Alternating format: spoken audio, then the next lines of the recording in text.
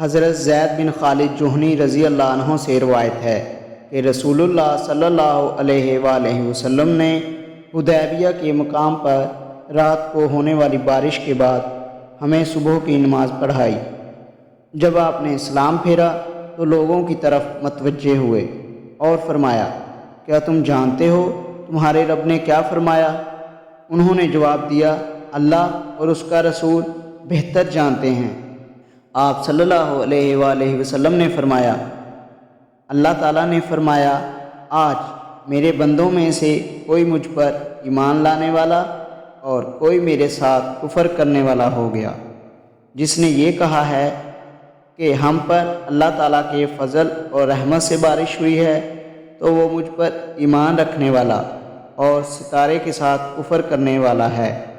اور جس نے کہا کہ ہم پر فلاں فلاں ستارے کے غروب و طلوع ہونے کی وجہ سے بارش ہوئی ہے، تو وہ میرے ساتھ کفر کرنے والا اور ستارے پر ایمان رکھنے والا ہے۔ صحیح مسلم حدیث نمبر 231۔